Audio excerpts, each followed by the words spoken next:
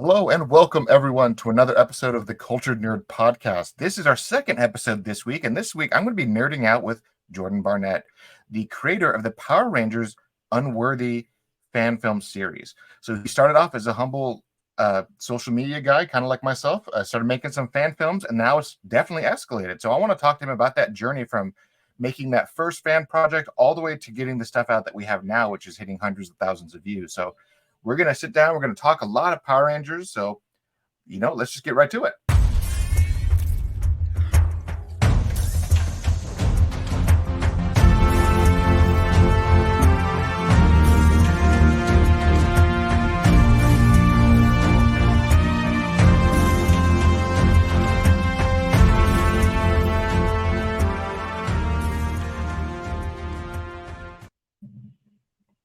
All right. And here we are. How are you doing?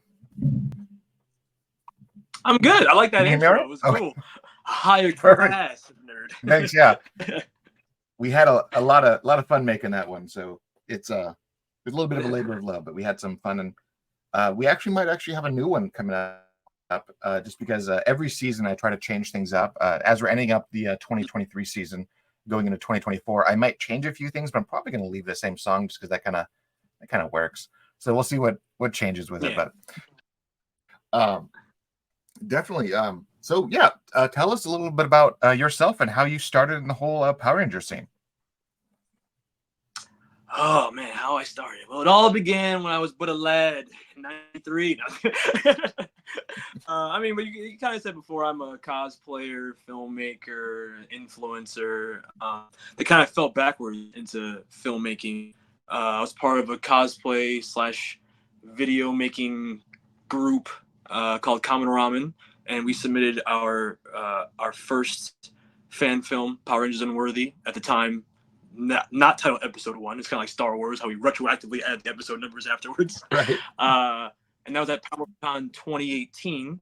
So, and from there, it's just been a roller coaster ride of just getting more and more into filmmaking, getting better and better at the craft, building the team so much since that first episode. I've always been, I was a cosplayer, geek podcaster, meme maker. So I've always kind of been in the geek world, but filmmaking is like and media and movie reviews and watching movies has always been my passion. So kind of taking that 10,000 hours of practice, just being a nerd, and applying it to filmmaking. It's kind of how I got here today. So at 5 years, well, what is it? Oh yeah, 5 years later, and 4 episodes. It doesn't feel like that sometimes, but time does. Later. Yeah. So I remember when your first episode came out, back when it was just Power Rangers Unworthy, and you focused on the original OG core members. And I remember there was a lot of online discourse who was actually kind of upset that you made Tommy a girl. So what was the decision on making her a girl?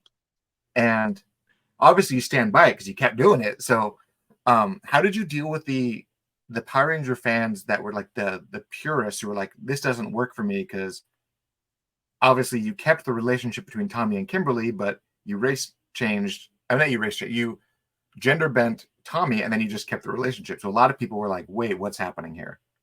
So what was it like making that decision? Did you go into it knowing it was going to be controversial, and how did you deal with it?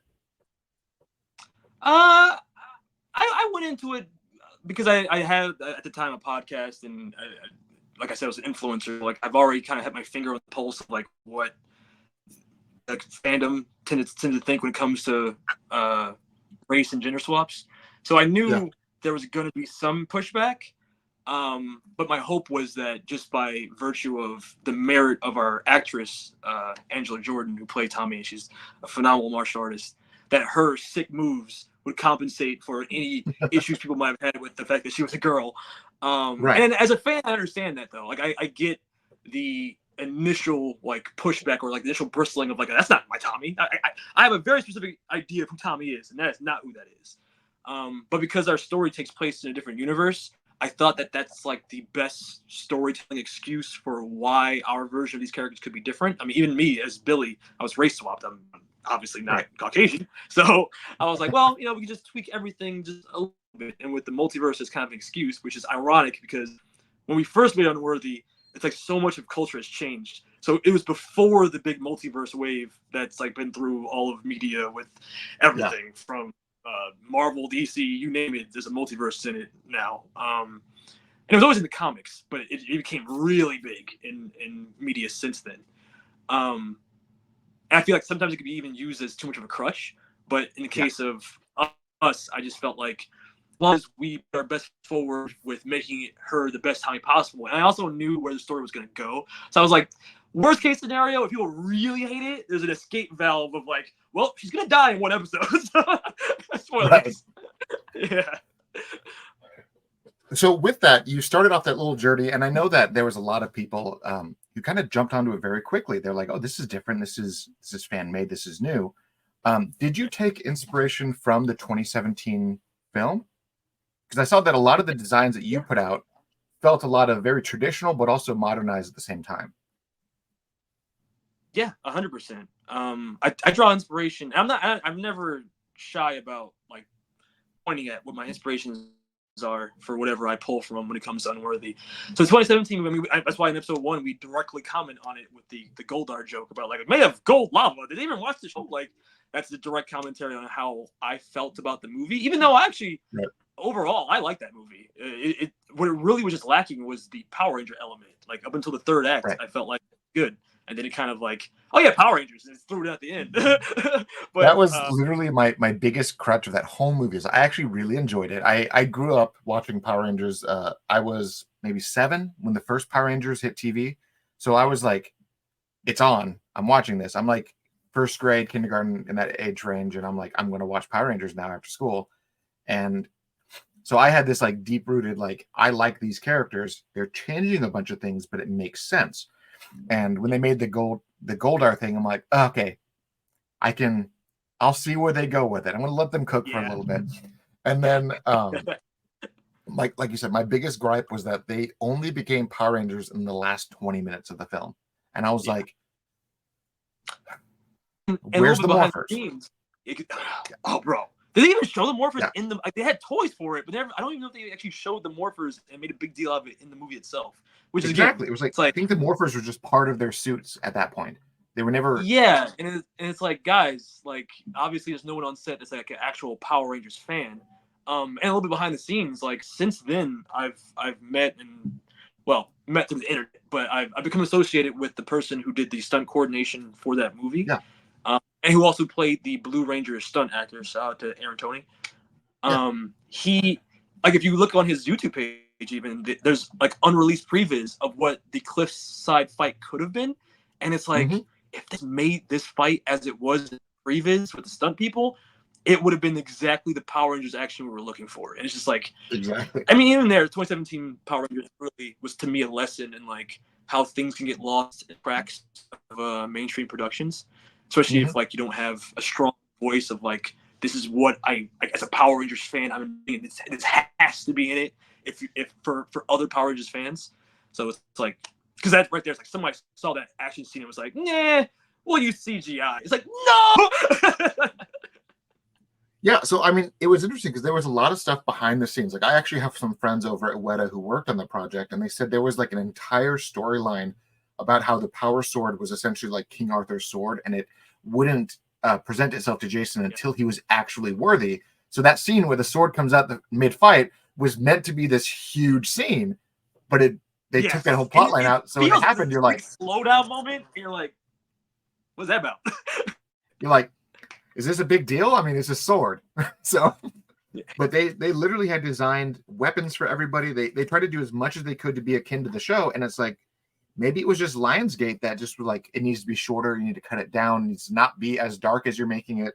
And maybe it was just the studio that didn't know what they wanted from the project. But in the end, all the things that were changed behind the scenes. I mean, even a fun fact thing, even behind the scenes, Tommy was supposed to actually be a girl as well. So I felt like when you did that, I'm like, oh, does he know something, or did he just glean the same thing that they were doing? I was saying, but yeah, exactly. Like, I circle back into the inspiration question. Like, yeah, even the idea. Well, that was the initial, the real reason why we chose her as the Green Ranger was just because she was the person that was available to us, and also like was best for the role in terms of her movement. But Right. that was also in the back of our mind of like, oh yeah, I heard rumors that Tommy in the 2017 story was going to be a girl, so let's just do it that way. And then, I mean, fast forwarding to now, you got the Boom Comics introducing Tommy's daughter as the new Green Ranger, so it's like, all you naysayers, it came full circle, and now it's Full canon. circle, yeah. Yeah, I mean, I always loved that. I mean, I thought that was actually a pretty sweet homage that Boom Comics did to Jason David Frank, was inspire the new Tommy after his daughter, which was I liked that a lot. I thought that was a very sweet gesture. Yeah. But it's funny because the Power Ranger community has always kind of rallied behind the character of Tommy. And I think even just as a kid, I always loved the fact that Tommy came introduced as like the ultimate anti-Jason.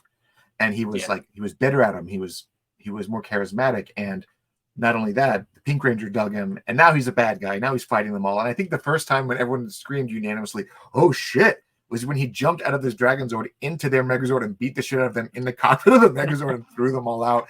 And I remember watching that at like 7, and I'm like, they can do that? Yo, like, what is happening? That same it was phrase just like, too. That's possible. What? How? Is there just an unlocked door on the outside? How did he get in? Like, I was just so lost by it. But I mean, I loved it. I have my little Power Ranger portion of my desk. There's a Magneto helmet on it just because it's part of the 90s desk. But I have got my 2017 pops. I've got my Legacy Warper, and I've got my Green Ranger, the Dragon Dagger, and a couple of Lightning Collection figures. And Tommy, the Green Ranger Tommy, has always been my Ranger. So with that, I mean, it's no secret that Jason David Frank, after his passing, took a big heavy blow on the Rangers community. But I did see that before his passing, he actually did leave you a voice message praising your guys' work and just the evolution of your craft, from where you started to that Power Rangers Unworthy episode 1 to what you've been doing now. What was it like to have the iconic Green Ranger / White Ranger of all people tell you that your work is on par, if not better, than what this main studio is doing with the IP? Oh man, I mean, first of all, like, rest in peace to Tommy, Jason David Frank. I mean, yeah, if you're a Power Rangers fan, you gotta love the Green Ranger. It's even if you don't like him or like the character as you've gotten older, even when you were a kid, you had to like the Green Ranger. It was just everything about him was the definition of cool. And yeah, I mean, for him to reach out, that was, I mean, mind blowing is not even a word that encapsulates it. Like, I mean, look, got it right here, always close to signed. I saw him at a MegaCon back in his MMA days, right when he started doing cons. My first con ever, I got an autograph from him. So reach out, and it was apropos of nothing. It's not like I was talking to him before like that, and he just was very supportive. He made no secret that he was not a fan of what was happening to official Power Rangers with Hasbro.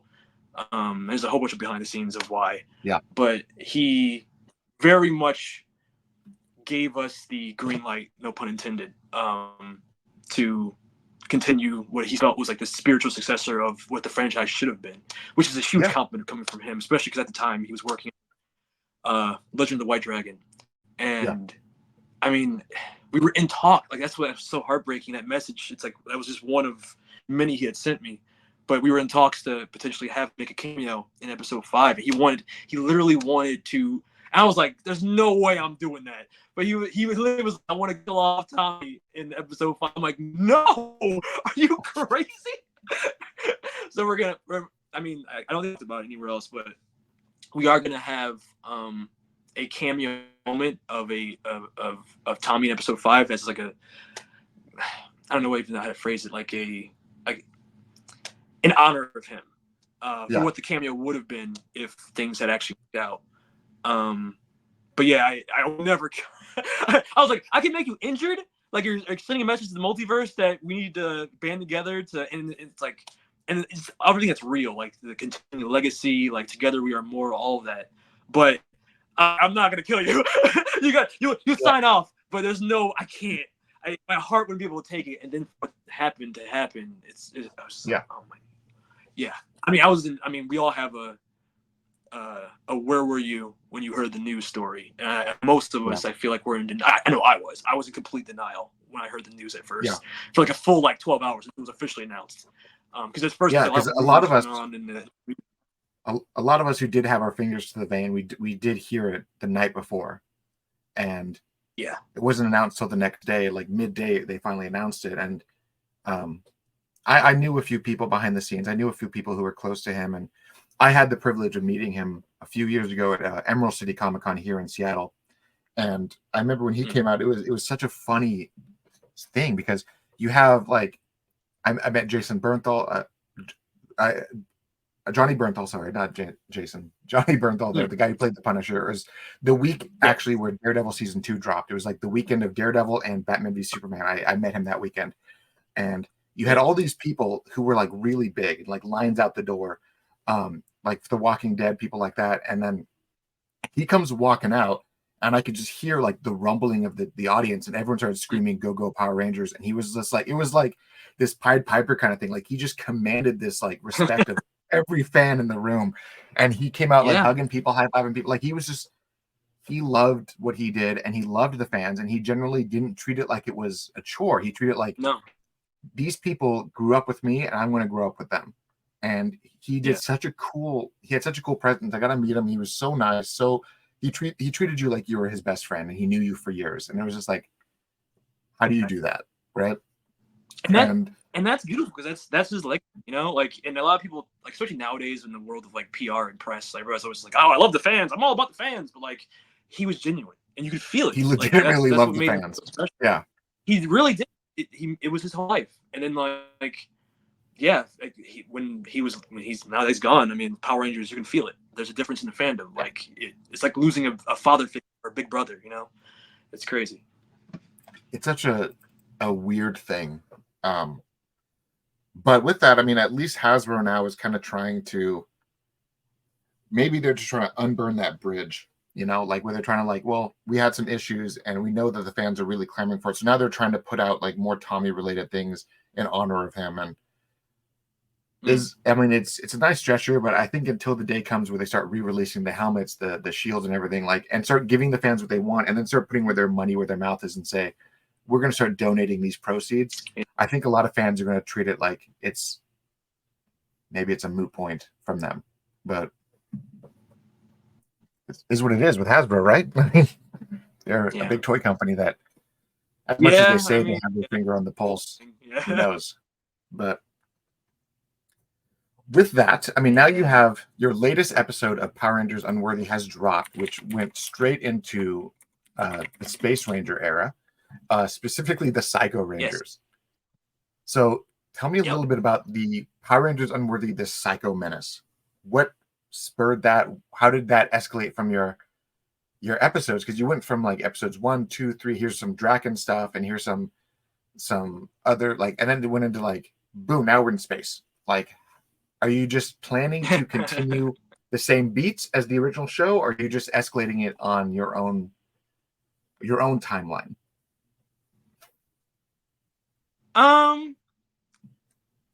It's funny. I'm not trying to go in like continuity order of like the seasons or anything like that.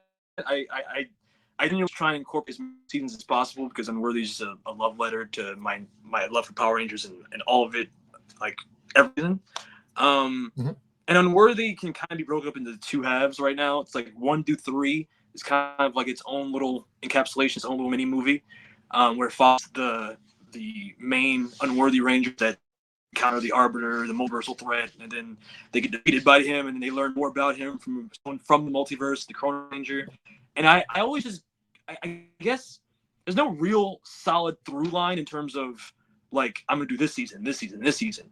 I kind of go where the story takes me. So when I introduced the Chrono Ranger, episode 4 was originally going to be a side story, but because it was so long and it was so important to knowing who really the central figure of the team that was being built was, I made its own episode. So episode 4 is really titled The Chrono Ranger.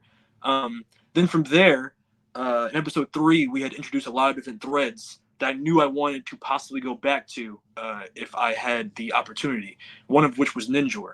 So you see Ninjor a little piece of the scene of the Arbiter encounter in episode 3, but then Ninja's Oath takes that and you see the entire fight.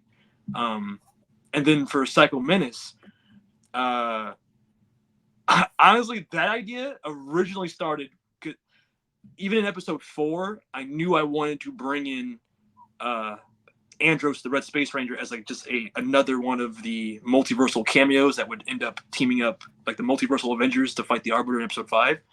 But I didn't have the solid plan of doing a full side story until I actually, is that true? I think I might have saw The Mandalorian first, which has inspired the original appearance in 4. And then from there, because I was so like, oh my God, I'm so hyped about that Mandalorian scene with Luke Skywalker, I really want to recreate, because there was a meme by Hinchinvault that like literally just recreated the Luke Skywalker Mandalorian scene with Andros and like extra mega ship. And it's just 2 images. But from that, like, it just made my imagination go wild of like, how would that happen? How would you get to that point where Andros is returning from something? And then I work backwards to, okay, maybe in his world, Countdown Destruction went crazy wrong, and then everyone died, and he's the last surviving Jedi / Power Ranger, and then he comes back after a certain amount of time, and then 25 years of it was the 25th anniversary, so it's like, oh, 25 years later, that makes sense. And then you just kind of build it out from there. And even like the Psycho Rangers were in addition to that, because like, well, who's Andros going to fight? Who is the Sith? Well, obviously it's the Psychos. It's Jedi, Rangers, Sith, the Psychos. Duh. Right. So then I just kept like walking backwards and building out the story that way. And even the like who's Luke Skywalker going to fight? Who would be his main nemesis? Oh, Darth Vader. Who would be his Darth Vader? Oh, someone that was corrupted. Who would that be? Oh, literally Astronomer. And even Christopher Cayman Lee talks all the time about Star Wars being a huge inspiration for in space, to the point where one of the planets in space is called Dagobah. So it's like that framework was already baked into in space. So I just wanted to kind of extrapolate on it in the same way I did with which I tried to do with everything. Even Unworthy, I tried to extrapolate on like a darker high school Mighty Morphin story with episode 4 and Time Force. I tried to make a Terminator-esque story where it's like Vengeance's Terminator, Skynet. I try to infuse the things I love with the different Power Ranger seasons to create, like, to really like take whatever genre they were originally in the canonical season, and then just dial that up to 11 with the things I also love. That way, it's like something that I enjoy doing every step of the way, because I mean, have you seen from episode 1 to 7 minutes? It's a lot of work, and it's only become more work as we become a big team with more VFX, more props, more sets, blah, blah, blah, blah, blah. Yeah. But yeah, right. Psycho Menace is really just a love letter to Star Wars at the end of the day. And to have Christopher Cayman Lee on board is just, it took the authenticity of the story to like the next level. So I'm so honored to have him and Patrick David and even Jeff Dolan, who played Gosei, on board.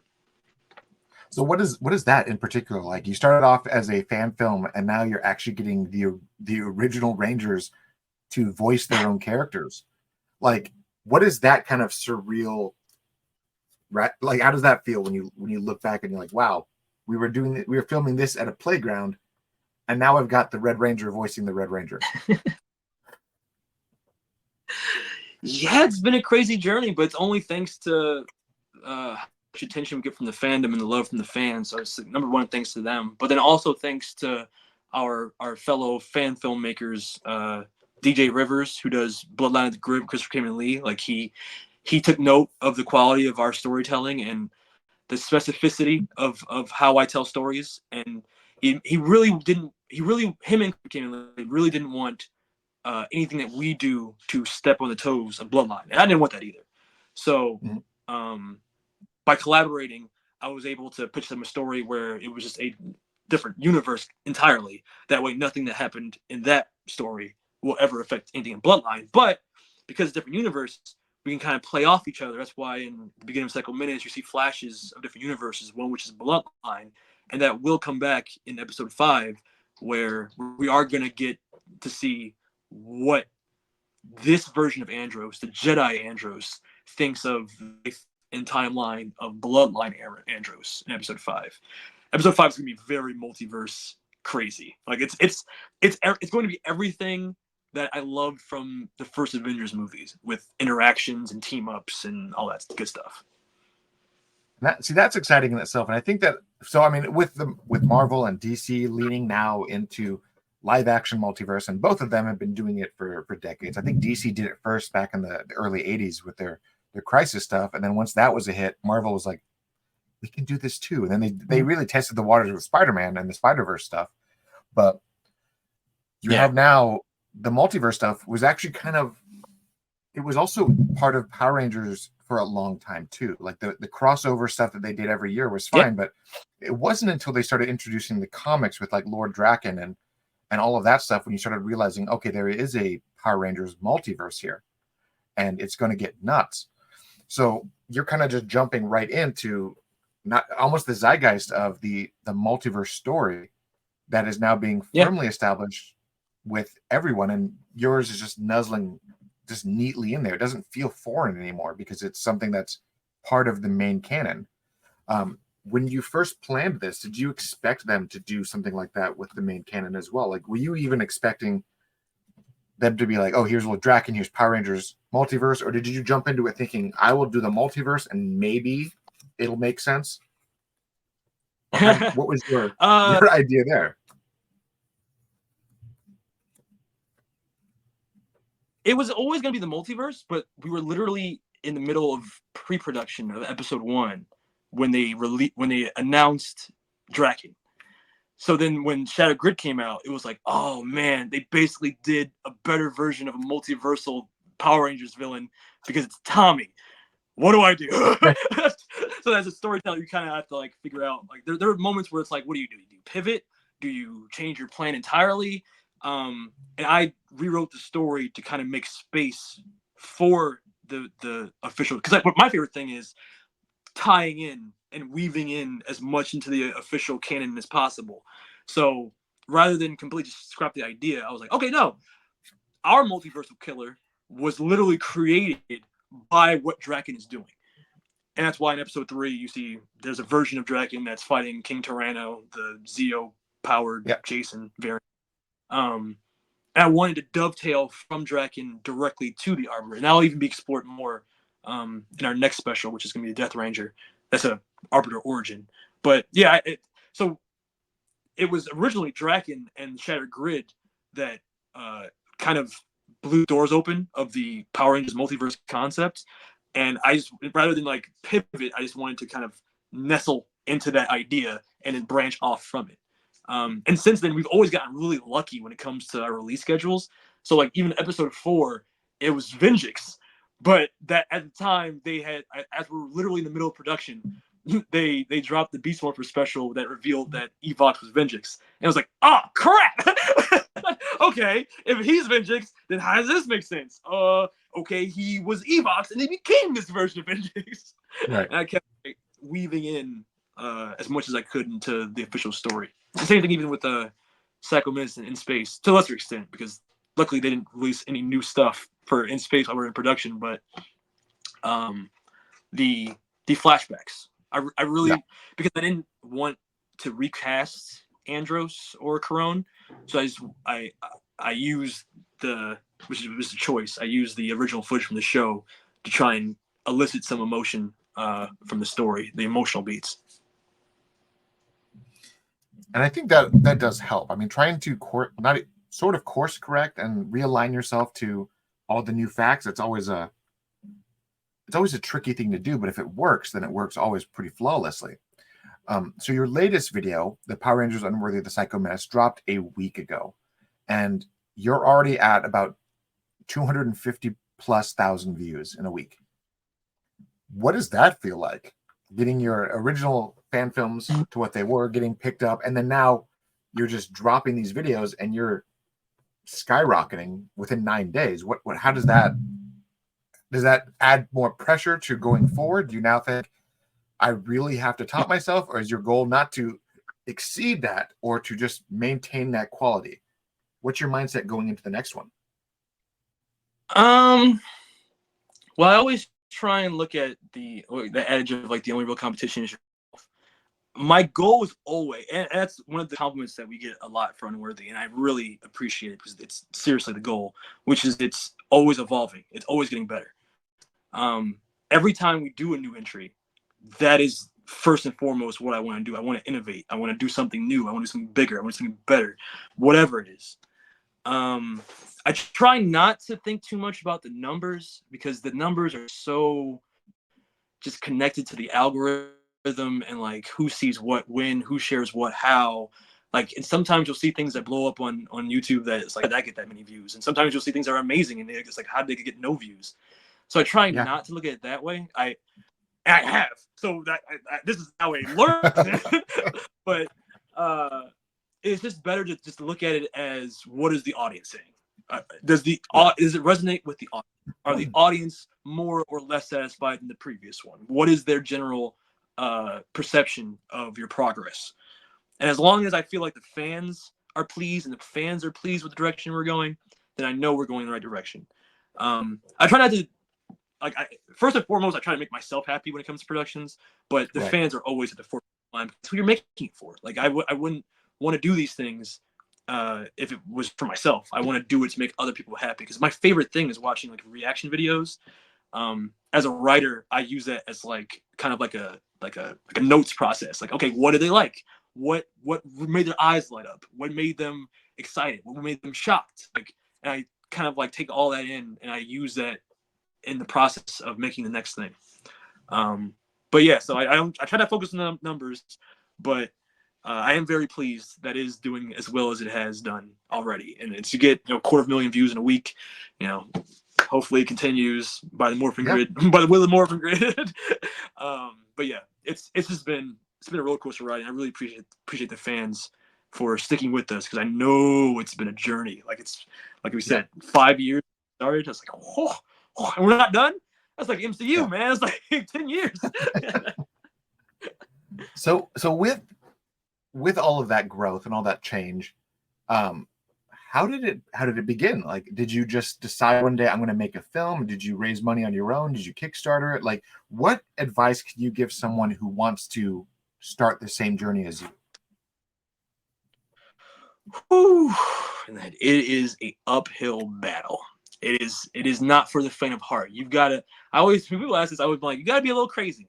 I am a little crazy because unless you are getting full funding from Kickstarter, which I've never been that successful with, we have to do it again for episode 5 because it's just I've been enduring basically the costs coupled with what we do get from Patreon, but it's not enough. Like when you think about the overall budgets for these things, we're looking at 15 to 20K easily. That's why sometimes it takes a long period of time where I can like actually fund that myself.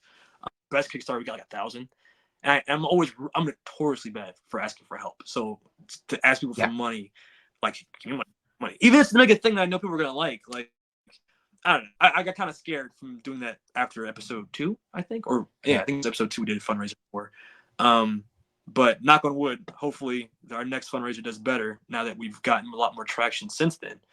But yeah, you're gonna be putting in a lot of hours. That's the thing people don't see. It's a lot of hours. It's a lot of manpower. It's and not even just production hours. It's pre-production. It's where you're getting your costumes from, who's making them, how are you making them. I keep a lot of costs down because I make a lot of stuff myself because I used to be a cosplayer.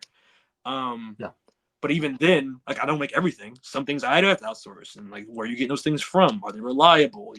You're dealing with a lot of different personalities when it comes to production side. You're gonna be dealing with the logistics of like sometimes, like for example, Psycho Menace took about 8 to 10 days. Usually, it's roughly how long it takes to film half hour for us, and by 8 to 10 days, I mean like 12-hour days, like full days basically. It's just a lot. It's a lot of work, and I basically live in the production of whatever we're making for the year that we're making it. So for Psycho Minutes, it's like now I've had a week off from editing, but I'm about to just jump right back into it for episode 5 in a couple of weeks. I'm just giving myself a little bit of a holiday break, but it's like all of my free time, all of my free money, all of it goes into Unworthy. And it's just because it's a passion project. I love Power Rangers. My goal for Unworthy Productions was to use Power Rangers as a it's been a long launching point, but to use Power Rangers as a launching point for our own original productions. But before we do that, I my biggest pet peeve is productions that don't finish, and I love the story of Unworthy so much, and I believe in the story so much that I don't want to leave it unfinished. So it's just a grind. You got to just keep moving. You got to believe in it so much that when it's cold outside, when it's early in the morning, when you got no money in the bank, your wallet's on empty, it's like that's when it happens. That's when the creation process happens. But I'd say start if for people that haven't, like, they're trying to get into this into filmmaking. It starts with a team. Whether that team is just you and one other person, depending on how big your production needs to be, but you need a reliable team to do anything large scale when it comes to filmmaking, and because filmmaking is a collaborative art form, and that's also why I liked using Power Rangers as kind of like our launch project, because that's all Power is about, is camaraderie. So over the course of these episodes, you've seen our progress, because as you know, we've done more. Not only have the people that have been part of the team gotten better, but we've turned the right heads. Other people that have skill sets that wanted to join, that added to the collaboration. But yeah, it's been a 5-year journey. So whoever's trying to get into it, I would suggest, really know why it is you want to do it. Not just clout or anything like that. You gotta actually, it's gotta be passion. And then from there, I think, but that being said, if you're passionate, nothing can stop you. So I think that's where you start. A strong team and passion. One of the best bits of advice that I ever got from a director was actually from Zack Snyder when I spoke to him about directing. He said, no matter what it is, you have to love what you're doing, the passion, and you just have to do it. Even doesn't matter if there's anyone who's going to ever watch it, but you don't get experience by not doing it. You have to just start doing it. Even if it's with a cell phone or a camcorder or whatever you have, just start filming. And once you start moving, then things will eventually just naturally flow with you. So it's interesting to hear that a lot of what you said also is what this multi-million-dollar big wig in Hollywood says the exact same thing about his projects. And he's doing projects that have budgets of the 250 million range and above. Like, everyone knows who he is at this point. So it's like, if he's saying literally the same thing, just start doing it. And don't let anyone stop you. I think he even mentioned that there was a time when he was in film school that he wanted to do his project so much that he rented a backhoe and tore up a backyard to make his little war film, just because he knew how he wanted to do and didn't care how bad it was going to mess up his yard to do it. And there is a passion that also kind of drives the line of insanity that comes with it. But once it pays off, then it pays off. Yeah. And people see that. Like, it's like lighting a candle in a dark room. Like, it's, if you build it, they will come kind of energy, Right. Yeah. So with all of that, before I let you go, I just want to ask, what is the next plan? How many more episodes of Unworthy do you have in the bank? What are you trying, like, what's the next episode going to be about? How far in the timeline of your project is going to be? And then after all the Unworthy stuff, what do you want to do after that? Because that could 50 be 5 episodes years in a movie. I love how that became a meme, the 6 seasons in a movie, and now everyone uses it because it's so, like, applicable to everything. Yeah. I love Community, by the way, too. It's an amazing show. Well, episode 5 is potentially our last episode of Unworthy. I'm not going to elaborate. And after that is the cuts to black. No, that's get out of here. Last second, everything's good. Boom, everyone's dead. Sopranos ending. Cut off mid sentence. Yeah. And after that, we're having the Death Ranger special, which is the origin. In episode 3 kind of gave you a glimpse into the Arbiter's backstory. That was the kind of filtered version through the Chrono Ranger and what he knows of the Arbiter. We've never seen what's happened to the Arbiter from his perspective. And I love the Death Ranger character from Boom Comics. So I really wanted to incorporate that character once again weaving in things into Unworthy, to have like a villain for a villain type of thing, like a Freddy Krueger versus Jason kind of thing. After that, I have a original pilot that I'm working on that is Power Rangers inspired, Kamen Rider inspired, Guyver inspired. Basically, all the things, like everything you've seen so far in Worthy has been me practicing. Sure. So the sci-fi elements in the apocalyptic machine future in episode 4, the anime-esque special abilities in Ninja's Oath.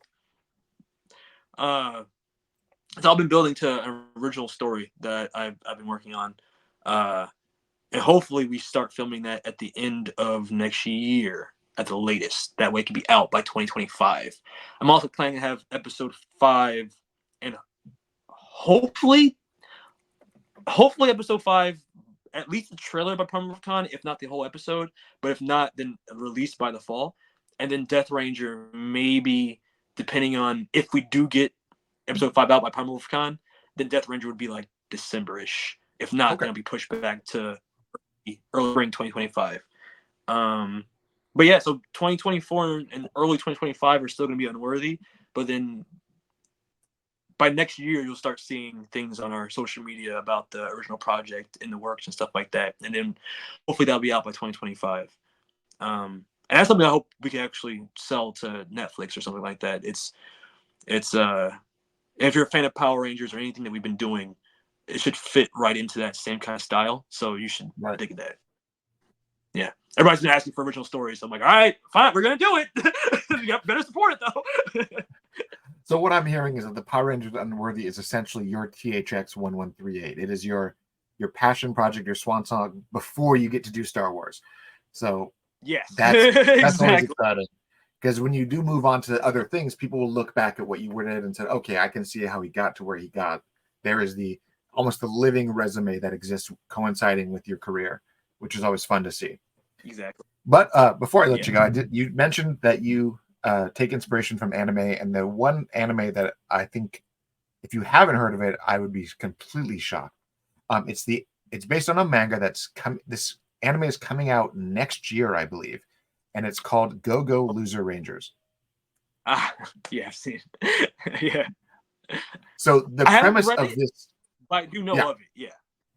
So the premise is actually kind of ingenious, where you have essentially the main character of the show is a putty who became human and makes this revelation that the Power Rangers defeated the villain like 2 weeks or 3 months into their like initial battle. But because of the notoriety and the system that came with that victory, they decided to enslave the villain and now have the villains pump out more villains every week as part of this ecosystem of manipulation.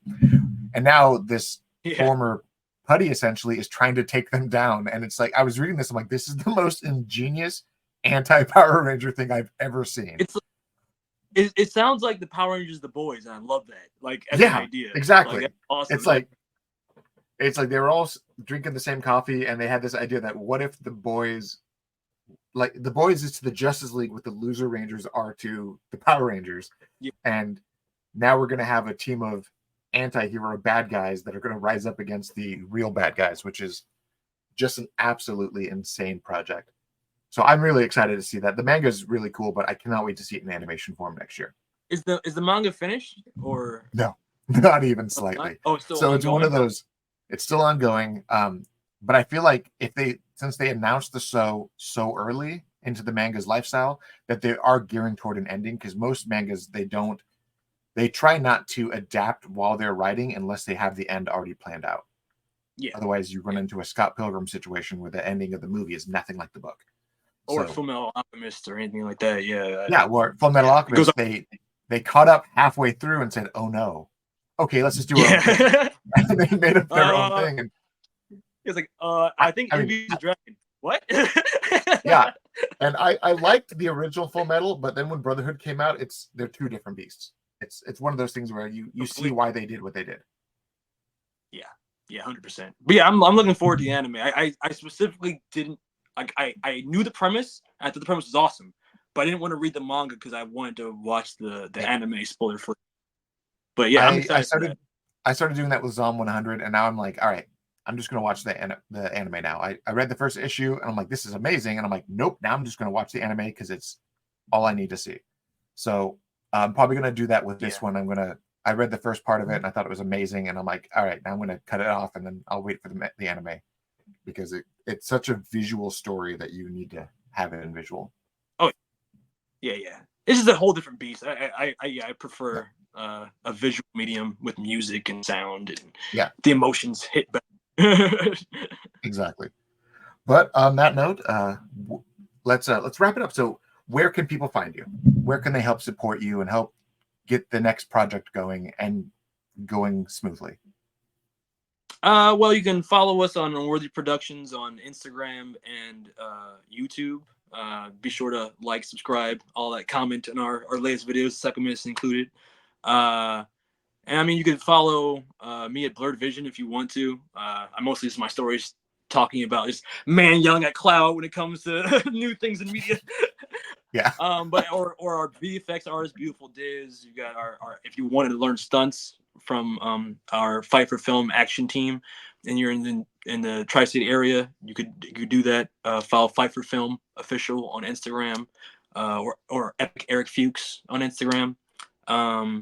But yeah, those are the main places. And stay tuned for updates about episode 5, Death Ranger, and our original pilot. Exciting. Well, thank you so much for being on with us, and we'll be on the lookout for the next episode. Thank you. It's been a pleasure, man. Thanks for having me. And thank you, everyone who does support us and help us keep the lights on. If you want to help support this podcast, going into the new year, we're going to make some small changes, but it's going to be a lot of fun. So head over to the patreon.com/theculturednerd. Thank you so much for our humble group of followers that do support us. I have been your host. My co-host, Michael, is actually at home sick, so wish him well on his social media if you want to harass him a little bit. He broadcasted every episode.